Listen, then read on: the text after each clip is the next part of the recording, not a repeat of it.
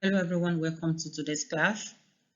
We'll be discussing about the fourth chapter of the tourism course. So today we'll be discussing basically on bringing travelers and tourism service suppliers together. As we all know that in every transaction, we have the demand and the supply side. So tourists or the travelers are, in this case, the consumers or the customers now, while the suppliers are those that are actually offering the services. So we want to see the link between these two. How do they come together in all this whole tourism of a thing? For the learning objectives, we're going to start by explaining the importance of intermediaries in the distribution of tourism services. We'll move on to identify and describe the three different types of distribution channels that we have, and then we'll describe the roles of travel agencies in bringing tourists and tourism providers together.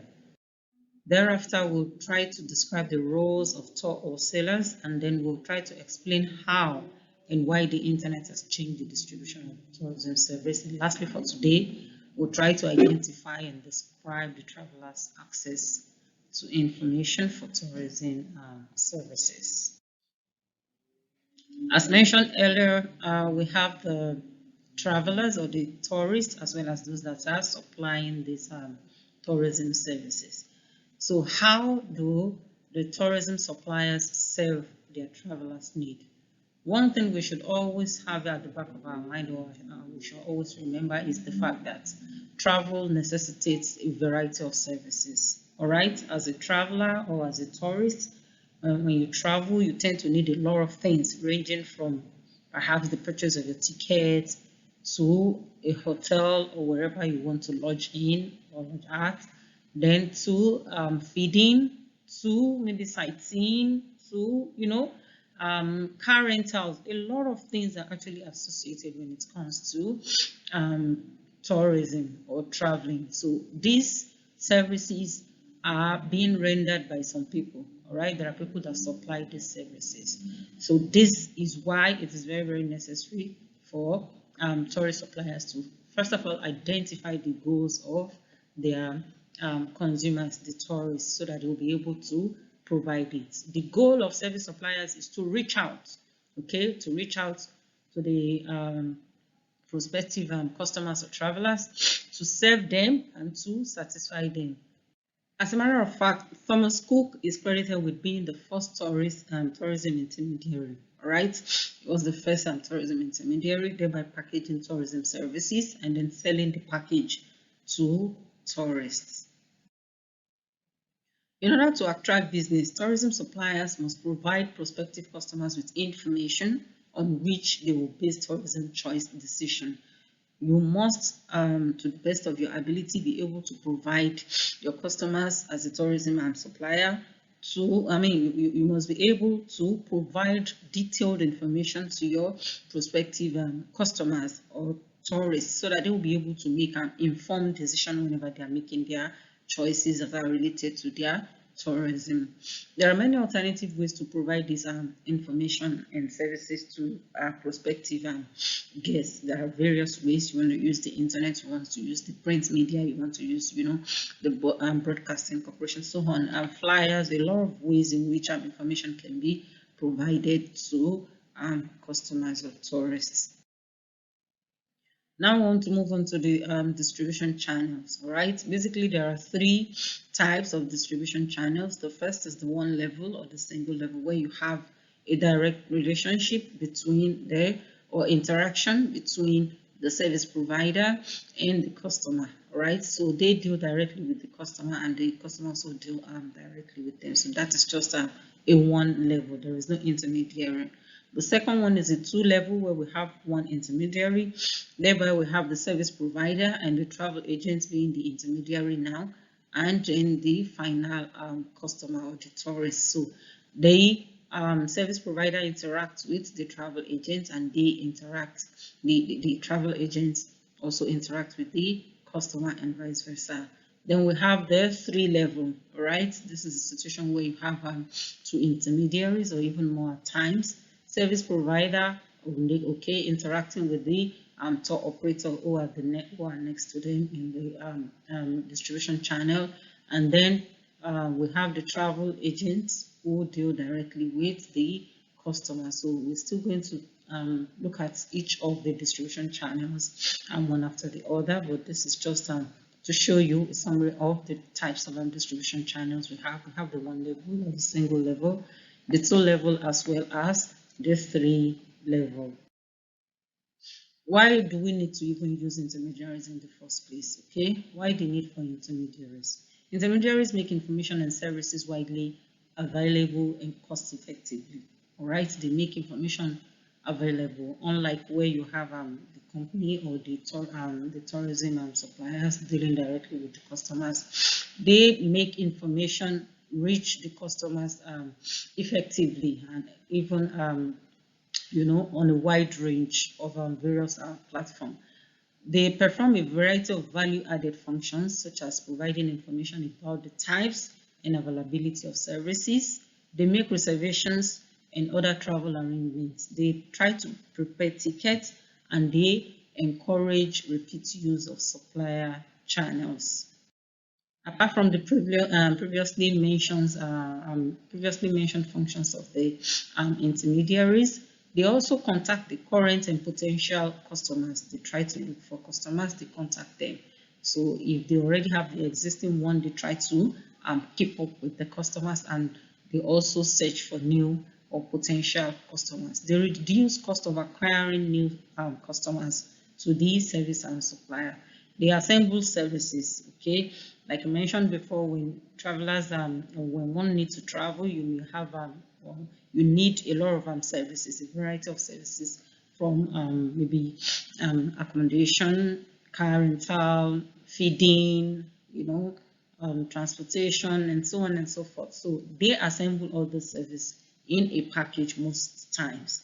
Apart from that, they bear financial risk by buying services in bulk for resale to individuals or groups. They market excess inventories, and they provide extensive marketing data. So all these are advantages of having intermediaries. In addition to the aforementioned, intermediaries are also frequently paid on commission basis. Most times they are paid commission for the services they offer.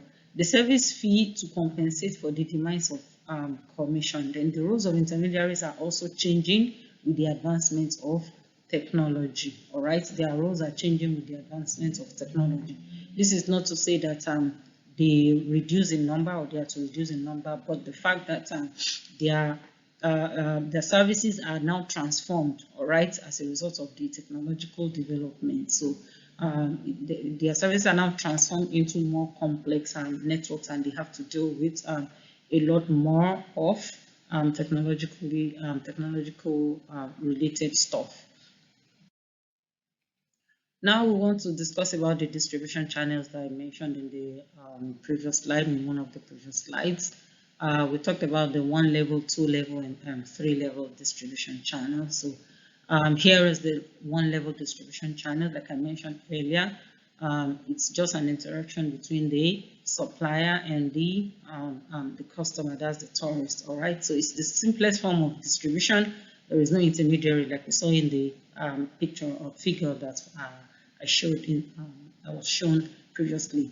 So it's the simplest form of distribution. There is no intermediary between the supplier and the customer. They deal with each other directly, so there is no level. Most tourism suppliers utilize 1 level distribution channel as well as other levels. Okay, they don't stop at just 1 level. They use one level, and they use the other levels to the other type. That's the 2 level and the 3 level. The internet is increasing the direct availability of information and purchase. So this makes interaction, and this makes the 1 level interaction also easier, because customers or potential customers can just use the information online, and if they need any other inquiries or further inquiries or information, they might just contact the supplier directly via their website or other information, other contact information that is being provided.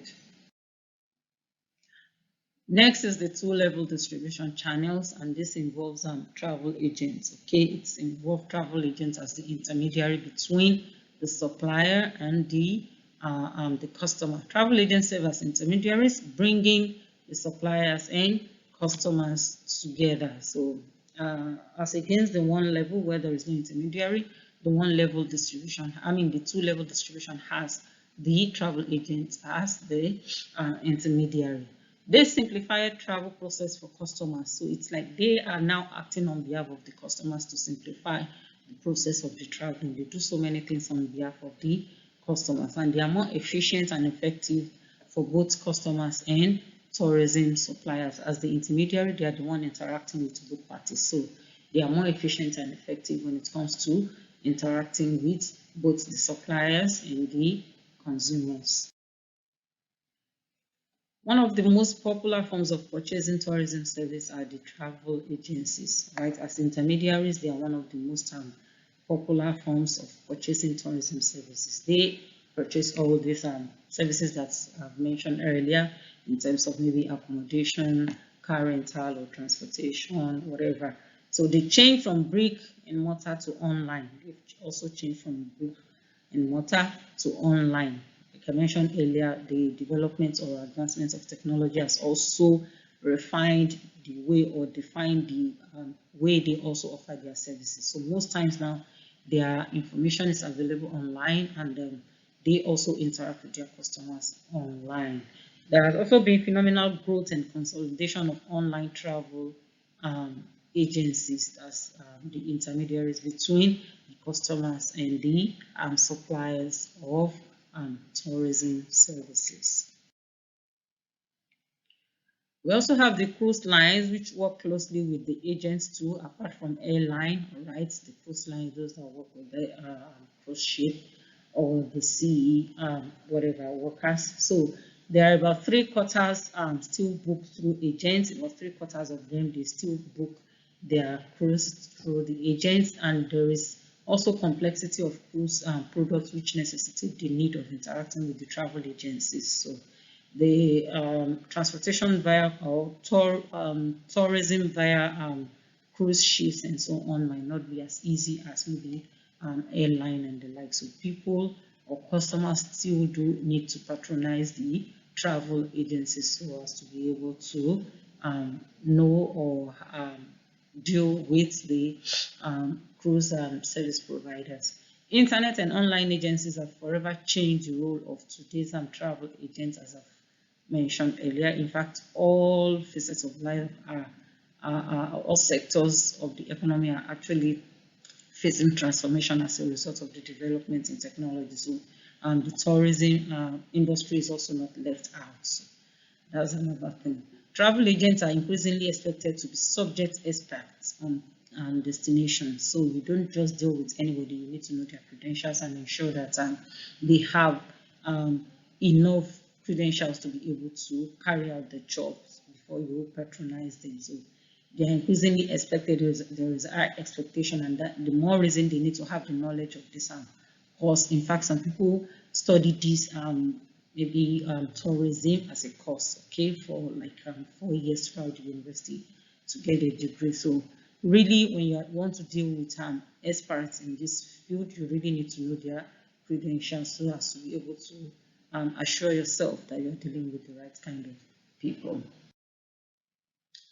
So these are just examples of travel agents changing role pre-internet and then post-internet. That was the before internet and after the existence of internet. Okay, we have the transactional focus. Now it has to be travel experience focus. It has to be encompassing, having a kind of a broader scope, all right, rather than the transactional focus, which will just be one transaction at a time, maybe the air transaction at a time, maybe purchasing airfare tickets, then another transaction, you understand, like that. But now with the internet, they can do everything as a total package. Process transaction and concentrate on travel logistics, book air, lodging and car, major, all these are the pre-internet role, which has transformed now that there is existence of the internet. Like we have restaurant reservation as well, which has been included, since they can easily interact with those on the other end via the internet. So it's possible to now get maybe some additional recreational things or facilities that can make the tour a bit more interesting to their customers. So like restaurant reservation, theater ticket, door-to-door delivery of sports equipment, spa treatment, and so on and so forth. So all these are now embedded in the services that the travel agents offer. So here is the flow of payments, information, and service delivery between the tourism suppliers as well as the travelers. So we have the tourism suppliers here, we have the airline provider, the cruise line, hotels, and so on. And then we have the travel agents as intermediaries, and we have the travelers at this end here. So information is being exchanged between the two levels, that's the travelers and the agents, while the agents also interact with the tourism suppliers. Meanwhile, service delivery is directly between the tourism suppliers and the travelers. All right. Now we want to talk about the advantages of travel agencies. We've discussed about the one level distribution channel where we have no intermediary between the customers and the suppliers of tourism services. And we've also discussed about the two level where we have an intermediary, which are the travel agents. So now we want to explore the advantages of having these travel agencies. The first is that they improve service delivery through cooperative systems. All right, they have agencies that they use both at the local and the global level. All right, they also have agents via the GDS, that's the global distribution system. Okay, they have online information about the schedules, about the availabilities and fares, and they also allow booking of some reservation and printing of tickets. For most of us who travel will be familiar with all these functions of the agents. Okay, agents may specialize by market segments as they want to deal with a particular segment of the market. Don't forget that we've discussed about our market segmentation. That's the division of the market into smaller units or segments. So agent may also want to specialize by market segments. For example, they want to focus on business travelers or first class travelers and so on, or by suppliers. Okay, maybe they want to majorly focus on cruise lines or maybe airlines, something like that. So these are some of the advantages of travel agencies. So here are travel agency types, right? We have the independent agencies, agency chains, agency corporate travel agencies, corporate travel departments, we have the internet or online travel agencies. So all this can be read further in your ebook. Here are some questions that customers may really need to ask travel agents, all right, before they patronize them. Like I mentioned earlier, that customers also need to make their own findings from agents before they know, before they proceed with the transaction, so that they'll be rest assured that they are dealing with the right set of people. All right, so here I just 4 questions to ask a travel agent. The first is that what are your qualifications? All right, because you expect that at least an agent should have the credentials. All right, the credentials that is expected to be able to carry out their duties effectively and efficiently. Just as you ask an accountant for their qualification or whatever, so you want to ask the lawyer as well for their qualification. You want to be sure that yes, they really have that qualification. So it would be nice also to ask your travel agent for their qualification. The second is, what are your relationship with specific industry members? Because they deal with a lot of industry members, okay, like the airline suppliers, the cruise liners, and so on. So you need to ask, all right, about their relationship with specific industry members. Special relationship with certain airline, cruise, or hotel can actually work against the agency's clients. Maybe you have a policy in your company or whatever on a particular hotel or airline not to patronize or to solely patronize. So all this may be what you need to find out from the agents before you embark on the transaction. What will you charge and what will I receive for your fare? So that's another question that you need to ask. It's about the financial implication of the tourism. So you need to know what is going to cost you as a person and how much the agent or agency is going to charge you. Then what are your contact details? You want to have their detailed, detailed information about their contact, their phone numbers, their email address, the messaging app ID, and so on and so forth. So all this should be provided so that you can also have enough information to share with your with members of the family and friends, all right, in case you want to eventually embark upon their journey or trip. Profitability of travel agencies. Travel agencies also, they are working as intermediaries, don't forget. They are working as intermediaries between the suppliers of tourism services and the customers, all right, that are using these tourism services. So what is going to be their own profitability at the end of the day? This can be done or this can be achieved via different forms. The first is commission. All right, this is the payments that the agents will receive by buying or selling on behalf of the tourism provider. All right, so that's the commission, the amounts they are going to be paid. The second is the markup, and this is where they are allowed to add to the cost price. All right, they want to add to the cost price by charging any amount that is going to cover their own overhead and profits. So that's another way that travel agents also make their profits. We have commissions and we also have the markup. Their commissions continues to dwindle, depending on the kind of transactions.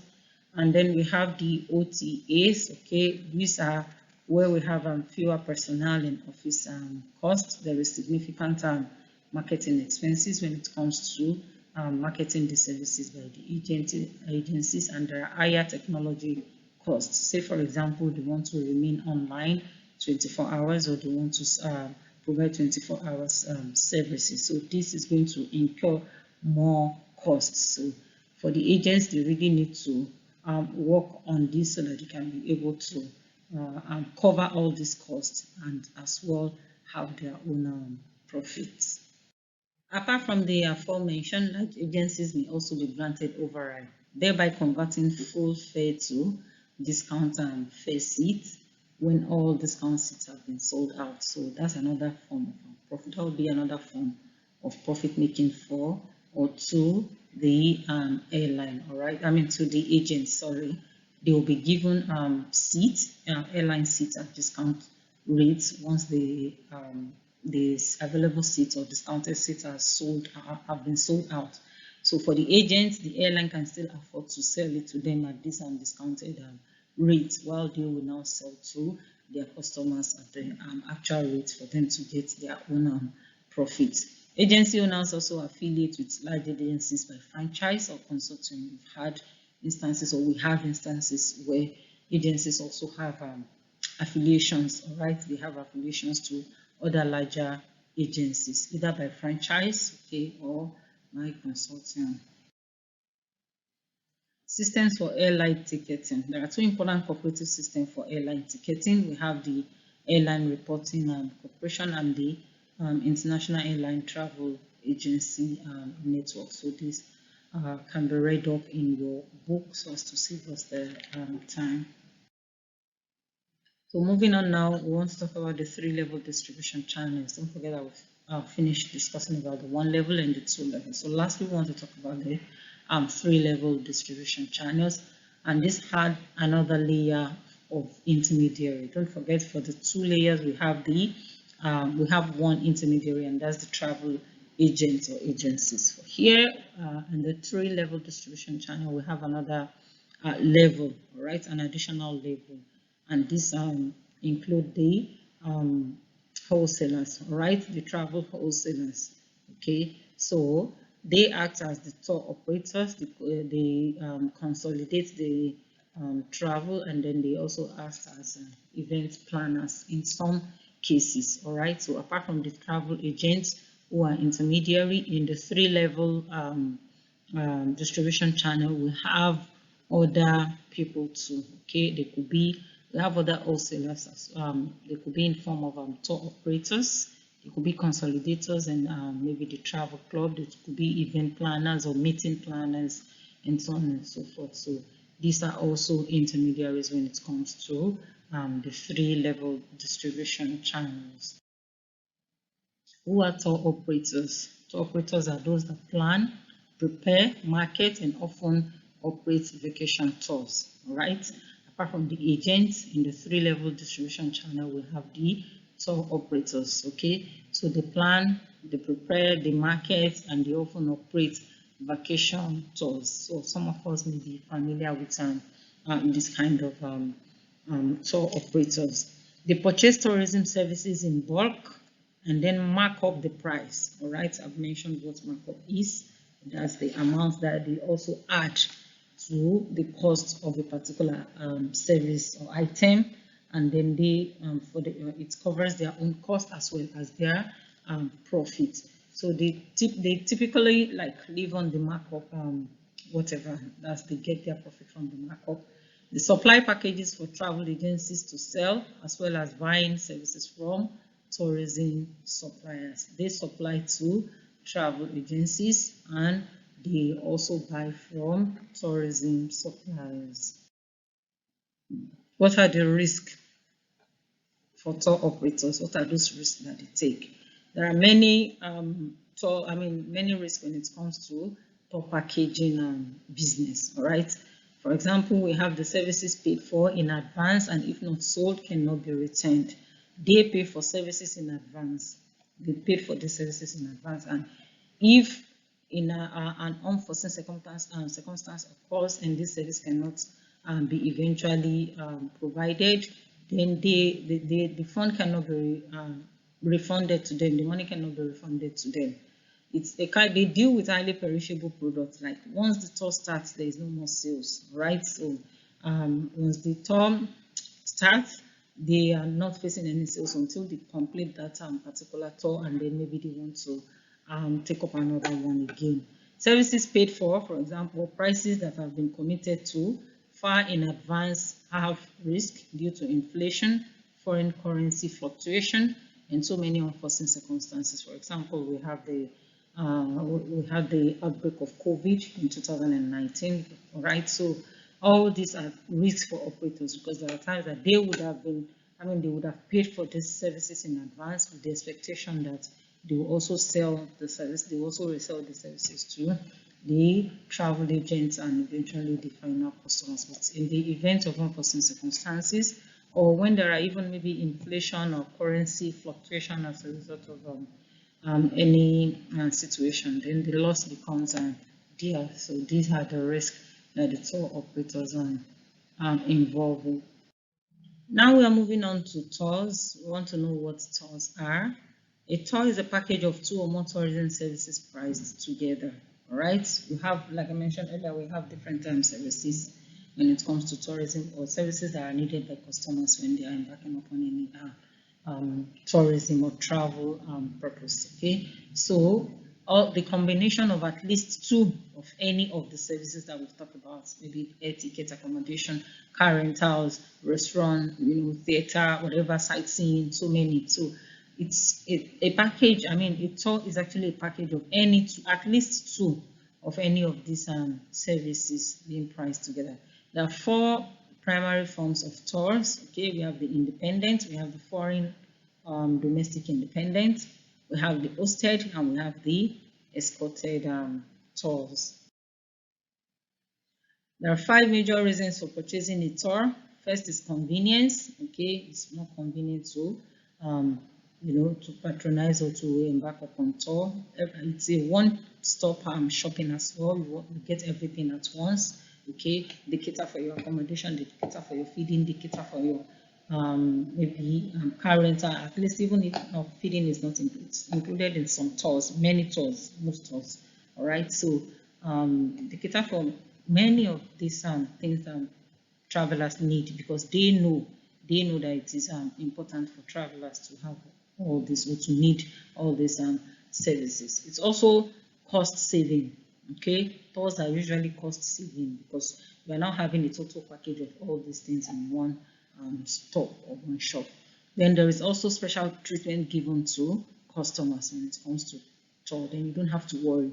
You're worry free. You don't have to bother yourself about, okay, when I get there, where am I going to sleep? When I get there, how do I proceed to my, tour centers or tourism centers or avenues? So you don't have to worry yourself at all. So the major reasons are basically 5: convenience, one-stop shopping, cost saving, special treatment, and worry-free. Top packages are usually sold through retail travel agents. Like I've mentioned earlier, we have the top package, the travel agents now being another level in the 3 level of distribution channel. Next is the dynamic packaging. This involves building of all components chosen by a traveler to create one reservation from different sites. All right, you have components. All the components are chosen by a traveler from different channels, while you, from different sites, while you make reservation for all those. It's a one price payment. They sell on value, features, and benefits. It's not the lowest commodity price anyway. Next is the consolidators and travel clubs. That's another form of tours.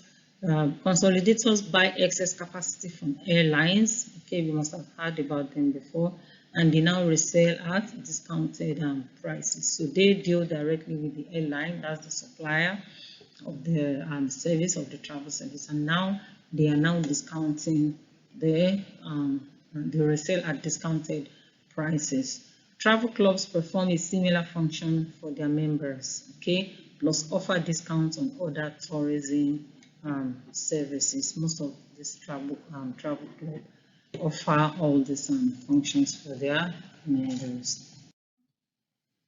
And lastly, we have the event planners. The function of the event planners are individuals or even organizations that plan, promote, and deliver meeting, incentive, travel, convention, and events. Event planning is increasing in its legitimacy as a profession. Most of us must have heard about event planners. Even locally in our various vicinity or environment or community, we deal with event planners at times when you just want a hassle-free kind of event. You don't want to stress yourself about it, so you can just contract it to event planners that will do everything on your behalf. They get the venue, they get the maybe the feeding or the catering services being done, they get the maybe entertainment, sorted, they get everything, security and so on. So all these are embedded in event planning. Next, we also have the meeting planners. They are professionals employed by corporations, associations, and others to organize all the details entailed in the meeting. They will be the ones to organize everything that are entailed in the meeting. Meeting planners must balance meeting costs with the desires of the meeting attendees, and they place different weights on supplier selection criteria at different stages of the purchasing process. So here is the figure showing the small sample of decisions made by meeting planners. Okay, we've talked about the event planners and their functions.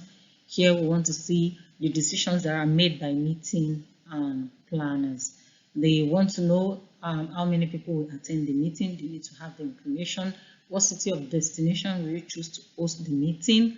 What type of food, what type of transportation service will the clients need, and so on and so forth. So they want to, cater for, or they're going to cater for the meeting catering, reception, event or program catering, banquet, festival, cocktail, and so on. So they want to also provide other services which include welcome banner, registration assistance, welcome packets, blueprints, and so on and so forth. So all these are the decisions that are made by the meeting planners.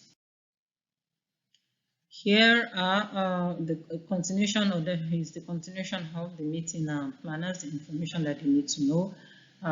We have the types of facility equipment that suppliers will need. You need to know that as well, which includes maybe the table, the light control, the Wi-Fi access, stationery, and so on and so forth, the sound system. You also want to know the types of activities that need to be planned outside of the meeting time, so as to be able to engage the meeting attendees, or to make the meeting lively, okay, or not so boring for them. So they may want to provide other services or activities apart from the meeting itself, and this includes tennis, horseback riding, golf, shopping, sightseeing, as well as other tours. Moving ahead, now we want to talk about the incentive trip planners. We've talked about event planners, meeting planners, okay? And now we are moving on to the incentive trip planners. They are basically tour wholesalers as well. They are responsible for coordinating the complete itinerary for a variety of activities. So they are going to coordinate the complete itinerary, right? Then the objective of these incentive trips include recognizing the top performers and promoting morale and motivation between the attendees. Their major challenge include diverse demographic and profile of attendees, okay, because they will be having diverse profile of attendees which they need to manage. This may be a form of challenge to the trip planners. How travel awards are purchased? How are they purchased? So these are just a snapshot of how these travel awards are purchased. For example, we have the corporate travel agency comprising about 17%, the direct purchase, okay, from the airline, hotel, and so on. Some of us do direct purchase as well too. When we want to travel, you just purchase your ticket directly from the airline. So this comprises about 27%. Those that use the retail travel agency are about 17%. We have the incentive company or incentive house, which comprises 31, which constitutes 31%, as well as the state promotion or advertising agency, which comprise about 13%. So this is according to the incentive Federation survey. Touring boards and other tourist boards and other intermediates is what we're going to discuss next. Tourist offices provide general information about a certain area. Okay, that's their major function. They provide information about certain area, for example, a nation, region, state, province, city, and so on. So they often operate tourist information centers and central reservation offices. And then we have trade associations, which provide tourism supplier information to travelers. They also provide product purchase related services. Still on the tourist board and other kind of intermediaries, we realize that large cities have convention and visitor bureaus, right? While small cities use the chambers of commerce. You have small cities, they use the chambers of commerce, right? These information sources periodically offer familiarization of farm trips to tourism intermediaries. They are designed to promote the sale of areas as a tourist destination. So they are promoting specific areas as a form of tourist destination. So what they do is to interact with maybe the chambers of commerce or the bureaus, okay, in the case of large cities, so as to be able to promote those specific areas and attract people to come in, to come there, all right? Selling ads as a personal touch. What do we mean by personal selling? Like the name is just like the name implies, personal selling. That's selling personally. So a key ingredient to creating customer satisfaction is one of the description of personal selling. It's very, very key when it comes to customer satisfaction, because you interact directly with your customers, all right? You know their needs and you work on how to meet those specific needs. They are extensively used by representatives of tourism suppliers, travel agents and tour operators. They sell personally, they interact directly with the consumers, okay, or the customers. A communication process discover the customer needs, define the appropriate services, like I mentioned earlier, to identify the customer need, and then they persuade the customer to purchase. What are the steps in selling process? What are the steps in the selling process? This is what we're going to take class for today. All right. The first step is to acquire the product knowledge. You gather knowledge that will be useful to your clients so that you'll be able to deliver effectively. Then the next is to approach the clients. The first thing is to contact with potential clients, and then you want to approach them for you to be able to convince them.